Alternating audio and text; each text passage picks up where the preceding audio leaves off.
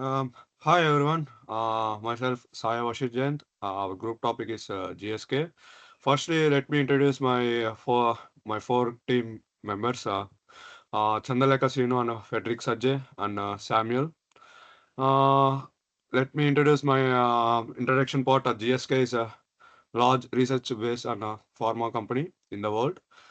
It came into being in 2000, where the leaders of the two large healthcare companies merged. Uh, the head office of this business is in the London, and it is in the real senses a truly global business. And my next slide is GSK main business marketing. The company is working to develop or improve vaccine to cover a range of the global diseases, including the HIV and malaria. Uh, Much of the company's research focus on the increasing the vaccines access to developing the countries. Having more than the 70,000 employees working in GSK. GSK is aim to provide the innovation solution to healthcare problems on the development of the medicines. The operations of the GSK revolve around three major areas that including the vaccine, specialized treatments, and assistance, general medicines. It research and development focus on the health priorities, which includes cancer and infection diseases. Like GSK is acting in the field of the global public health by providing the vaccine and the medicines in the collaborating with such organizations as the World Health Organization. The company has the robot and pipeline in the diseases, and the product of the company find the great reputation on in the major marketing, including the US, UK, India, China, and Europe countries. And my friend was continue. The next slide is Samuel, and thank you. Thank you, Basi. Here we are looking at businesses, just businesses, globalization engagement, how they engage in globalization. GSK company engages in globalization of business through a combination of strategies. Initiative operates on model and partnership, design to expand its footprint in local markets, compete in the global domestic industry. This, they, they are able to sponsor over 700 countries by investing in research and development, production and supply of healthcare production such as vaccines and medicine. Through this geographical diversification, the company has built a lot or a lot of R&D hubs, informatical manufacturing in the USA, Belgium, China, India, and most importantly, in various countries, as of the UK, where we are right now. There are ways, other ways that are GSK globalizing businesses. Through global manufacturing and supply chain, through global R&D and innovation network, through digital global engagement, through strategic partnership and joint venture, which is their work, through market-specific customization and access and affordability programs, making it easy and accessible for the community to reach every community. I will leave the next slide to my friend Frederick. Over to you. Thank you, Samuel. Uh, Hi.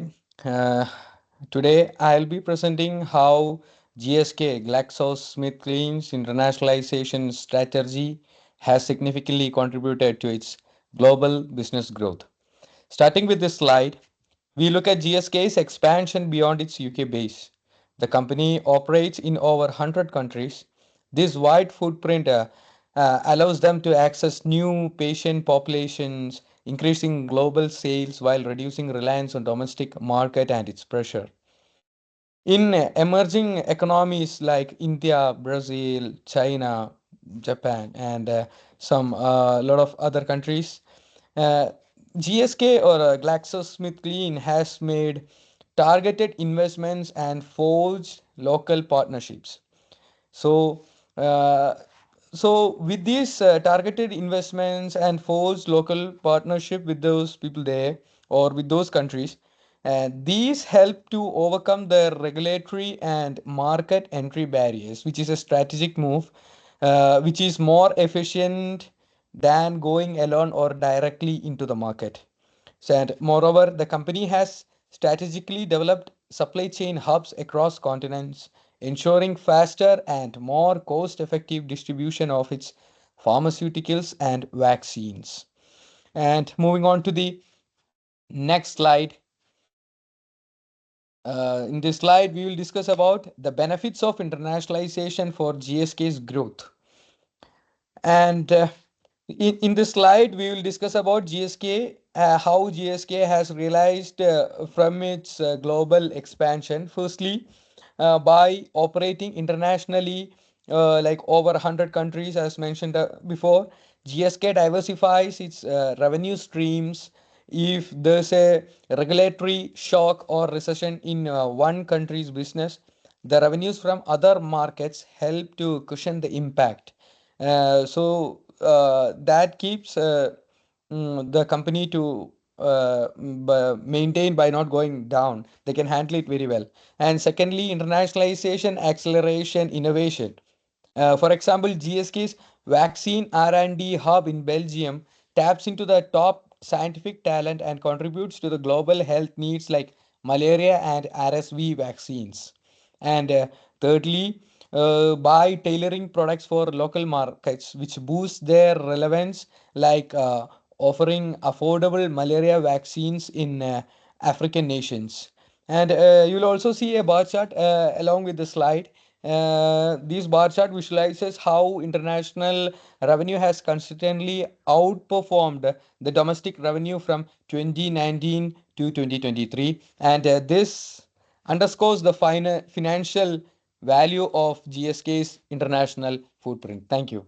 And we'll move on to the next slide. Chandralega. Yeah, thank you, Frederick. And now I'm going to explain about the GSK challenges. GlaxoSmithKline challenges. We know very well about the GlaxoSmithKline company, and it's one of the global pharmaceutical business company, and it's successfully running all over the world. And but also they are facing so many challenges in their business, and some of past challenges includes high debit and depends on a key product and marketing violation, yearly HIV treatment development, and also faced legal challenges related to the heartburn drug, and it includes allegation of cancer risk and product recalls, and failure to report safety data, and also facing some financial and legal issues, which are the which are high debit level of high level of debit, and which could strain finances if interest rate rise, and also patient expressions. The company has faced challenges with upcoming patients expression for key drugs like its HIV treatment, um, and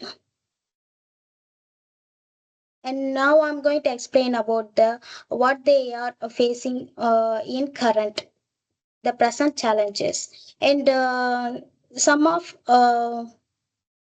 and it includes cost of drug development, and it cost of researching, developing, and bringing new drugs to market are still a major challenges, and legal issue they are faced settlement for these claims, and also competition of changing market issues, dynamic issues, and and also facing other challenges such as supply chain complexity and maintaining scientific integrity and maintaining innovation stakeholder expectation and also facing many environment challenges which are the climate change, supply chain emissions, water usage, and one of the biggest challenge is adaptability.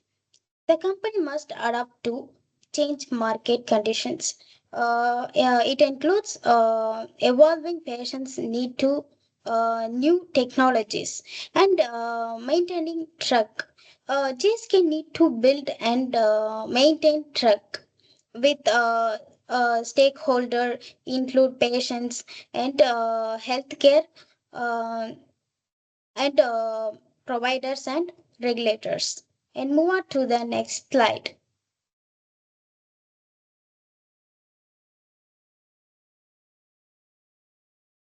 There are risks and mitigation strategies. There are risks in such a global business which are operated by GSK.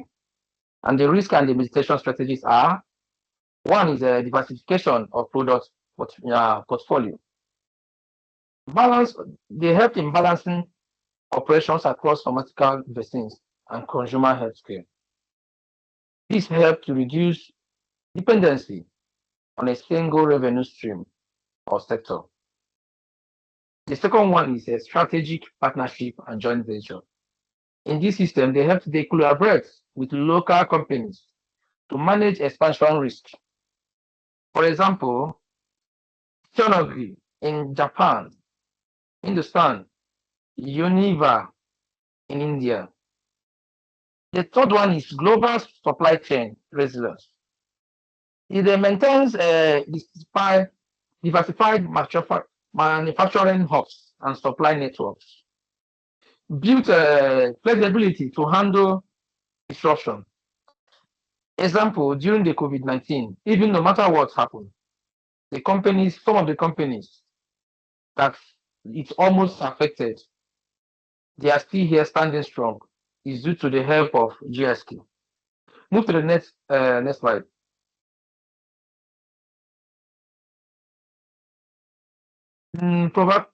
Proactive regulatory compliance.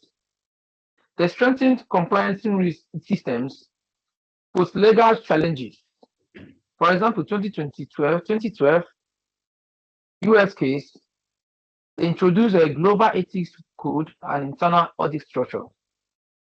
Number five is R&D risk management. The use of adaptive trials like AI platforms, external licensing to reduce R&D failures.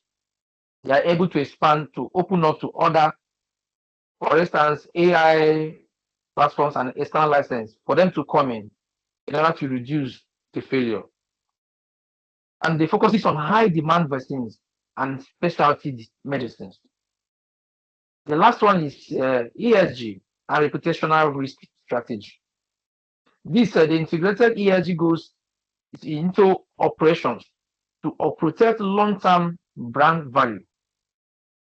They ensure ethical pricing, equitable access, and environmental sustainability, because all hands are not equal. Not everybody can afford the same price.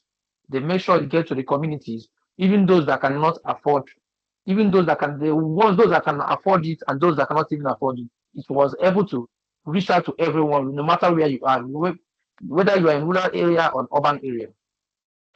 Thank you. Let's move to the next slide. My sister Chandra, can you help me conclude? Yeah, thank you, Samuel. And the finally conclusion. And by reviewing the GSK is focused on biopharma company and dedicated to uniting science and technology and talent to get ahead of disease. With a strong pipeline and a commitment to innovations in specifically medicines and vaccines. And GSK aim to positively impact the health of 2.5 billion people by the end of the decade, and their head together ambition on creating a thriving uh, environment for talented individuals and delivering strong, sustainable shareholder return according to the GSK. And next slide. These are the reference where we get from the points. And finally, thank you.